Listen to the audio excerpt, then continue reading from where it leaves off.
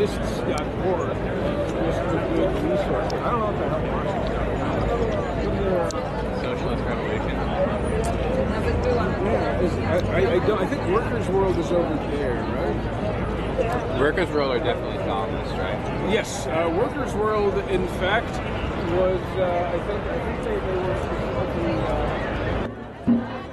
He looked like Lenin to me. I was like, when I saw him for the first time, I came from USSR region, I was like, my God, this guy looks like Lenin. The same, what do you call it? Not beret, the Greek fisherman's hat. Fisherman's. Oh, really? I didn't know this. Lenin was wearing a fisherman's hat? No. He was, I mean, it's the same general. This is a Greek fisherman's hat, but it's the same style of hat, I guess. I mean, this is just like a European hat from the 20th century. Oh, I see.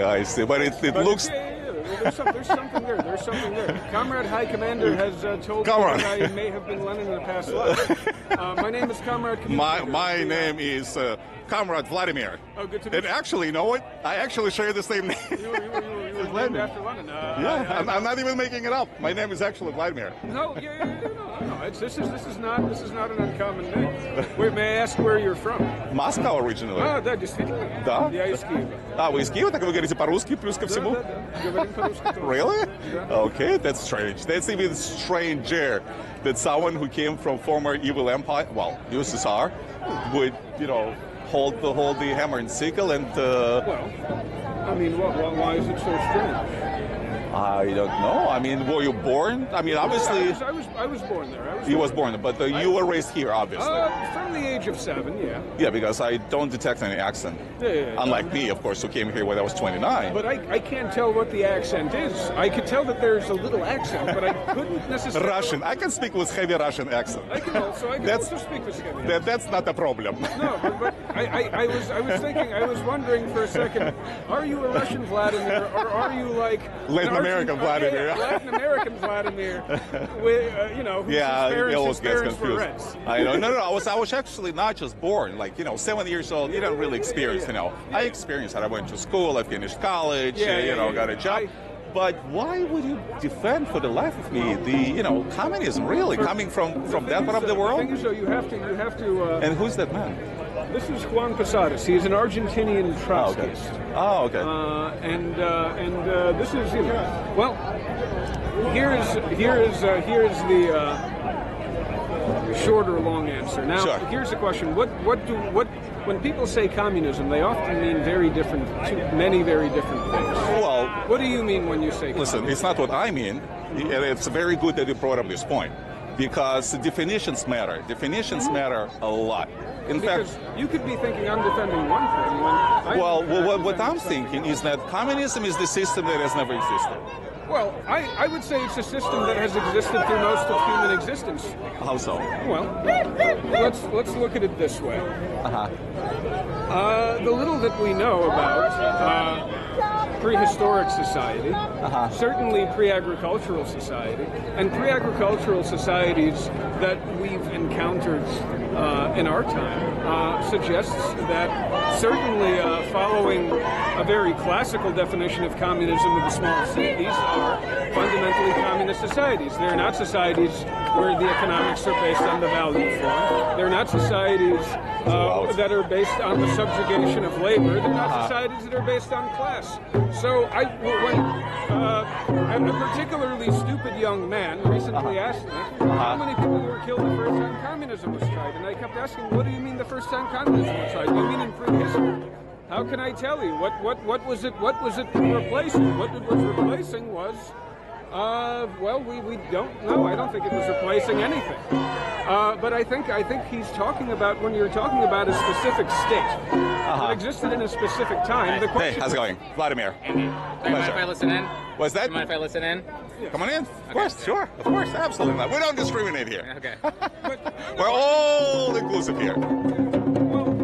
Say, I found the comrade who came from Russia, just like me. Yes. I mean, Ukraine to be. My mother was born in Kiev. Comrade High Commander, the leader of my party, came from Moscow. Who's that? He studied, Comrade High Commander is the leader of the Intergalactic Workers League, which is a... No, I'm not getting into the Intergalactic. I'm firmly planted on planet Earth. See, most of the people here agree with you. You actually agree with most of the people at the So trail. most of them are lunatics. I agree. No. You Just agree kidding. with them because they're terrestrialists and you're a terrestrialist. You all have a terrestrial. No, I'm terrestrial, they're lunatics, but that's okay. So go ahead. No, they can't see beyond the Earth, and this is why, in fact, the left has and the socialists. I recognize this pin. I had a whole bunch of them from Russia, USSR, I should say. Has, you know, the reason I wear this is specifically to show that I'm not a terrestrialist. I see. Okay. I am a. So I understand terrestrial, but what about communist? Hammer and sickle has a very specific origin. It has, but it also has a long and diverse history around the world after that. You can't simply associate it with the crimes of Stalin. I think that's, for example, do you know what a 4 means when it's next to a hammer and sickle? I have no idea. Does it make any difference? Yes, because this makes it a Trotskyist symbol, which is something else entirely. And you can argue about what Trotsky did right and what Trotsky did wrong. But to say that he's the same as Stalin is very difficult. Let's say you can say he's the same as Stalinism. You certainly can say that the people who were inspired by Trotsky in Latin America were the same as Stalin and the Stalinists. So you see, even when you talk about the communist movement in the 20th century that uses the hammer and sickle, you have to look at the specifics. I think lumping things together is very convenient when what you're doing is building these political tribes and building on these revanchist historical narratives and are coming from a place of reaction, Look, but it doesn't give listen, you an accurate vision. I'm a simple man, okay? So as a simple man, I would love humankind to be kind. I mean, I'm terrestrial, by the way. So I would like humankind to be nice, kind to each other, share whatever they have, live in peace and prosperity. You know what? I'd love that to be truth for the whole entire humankind, which now makes up about 7.5 billion people, or human beings. Capitalism. But here's the reality. I mean, every time they try to build this nice, humane society, for whatever reason, in Soviet Russia, that's where it started, then in China, then in Southeast Asia, and then, let's say, in... what about Chiapas, Mexico? What about the EZLN? You should look them up. Sure, but that is a truly intergalactic Fine. Okay, that's... You're not familiar with the intergalactic ideas of the EZLN? They call their conferences intergalactic. I think there is a reason for this. It's because even though they're very local, they have an intergalactic consciousness. You should look up. But listen, I will. Example of where this but can I finish my line of thought? So, and we're talking about China alone is what, 1/5, so it used to be 1/5, a quarter of the whole humankind, okay? Combined with Russia, Southeast Asia, and the countries in Africa, and Latin America, and Eastern Europe. Every time they tried to build something that eventually was supposed to become communism, in the meantime they called it capitalism. No, in the meantime it was socialism. Every time it ended up in misery and death, and I lived in the system. I don't understand. Of terrestrialism. This is because of terrestrialism. This is specifically because Marx actually alluded to this in Brumiere. Yeah. Marx alluded to this. He talked about, if I remember correctly, the dead weight of past generations, past human generations, and I think that this dead weight is very difficult to lift. Any liberatory project has historically been crushed under this dead weight. To say that a society that claims to be a new society has new problems is incorrect when you put it under any, even the simplest analysis, because they're simply the old problems. Okay, listen, but I understand. I mean, there were a lot of books written. By the way, when communism fell in the Soviet Union, some things got better, but some things got considerably worse, and some things stayed the same in Russia right now. Certainly. So the problem isn't necessarily communism. The problem is the dead weight of generations past. This is terrestrialism. We need outside help. We need outside help to build a better society. And that is the fundamental premise of Posadas. Did your parents come? I mean, being 7 years old, I'm sure you came here with your parents.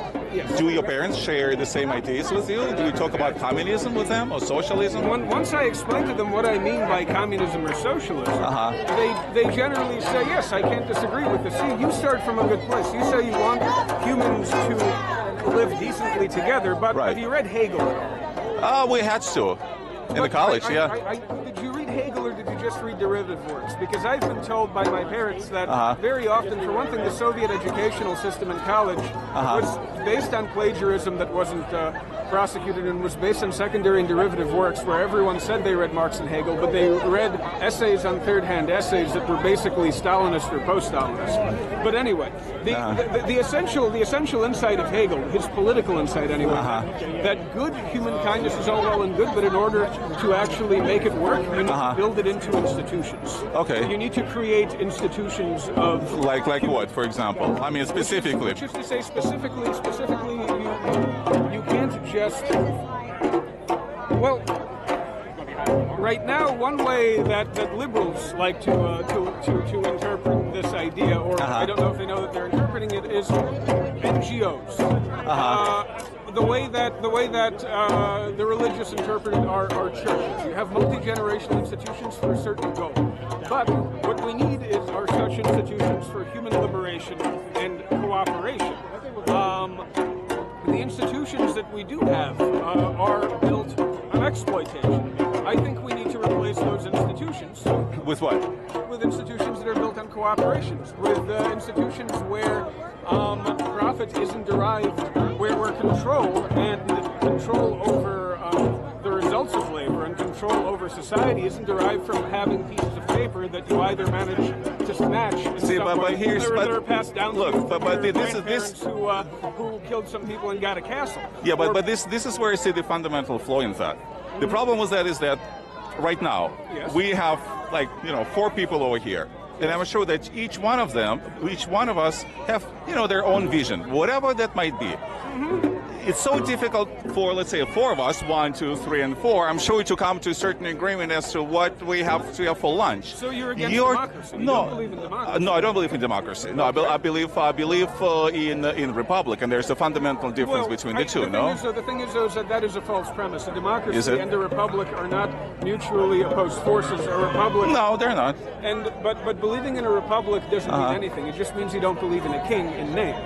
Believing in a republic means nothing. It just means that you don't believe in No, I just, look, see, one thing is believing in something, in theory, and again, that's why I want to draw the line. Another thing is, I can understand if there was innocent experiment. How about, let's try socialism. Yay, let's do it. And then in the process, you have millions of people killed. I don't think that this is sort of capitalism. You have billions of people killed.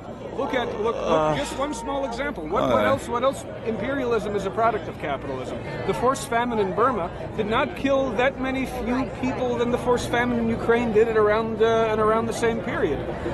But one is a condemnation of a system that Stalin wasn't even implementing, and the other one has no bearing whatsoever on the capitalist system that was championed and that Churchill was part of the legacy. For argument's sake, capitalism killed millions. If capitalism killed more people than communism, if what you're saying is that this is an argument against communism, then you must also be an anti-capitalist and you must pick some other way. Okay, so let's. Or you should drop the argument. You need to pick one. Fine. Okay, let's assume that they are right. Let's assume.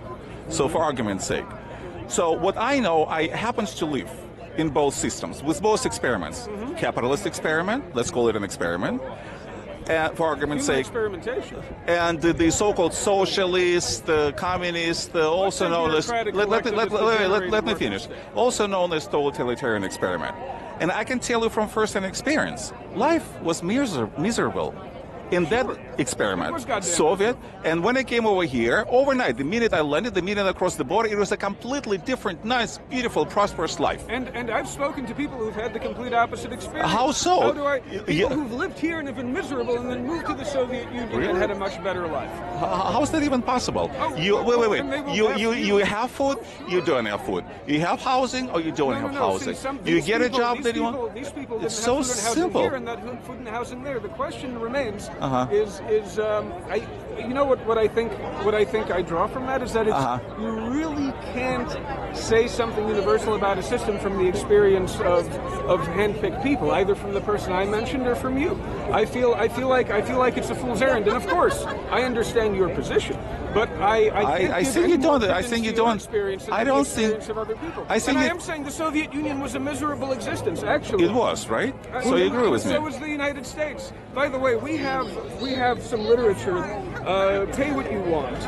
This is an essay recently translated. You say pay what I want. Yes, pay whatever you want. You mean you wanted to buy it? I want you to buy it. But in Marxism, there's not supposed to be kind of monetary exchange and stuff, right? The thing is that we live under the printers have to be paid. They're comrade workers, aren't they? Yeah, but I don't understand. Listen to this. It cost me about $1 to print. You pay me $1, I don't get any money from it. But you can keep it. You will understand. Herein is contained also a critique of the Soviet Union, but in the appropriate context, and an explanation of what is necessary, what kind of vision of the world is necessary in order to even begin having a coherent socialist theory. Would you like to buy a copy? No, sir, nothing for it's only $1. Come on, help me, comrade. Are you a communist? Are you a socialist?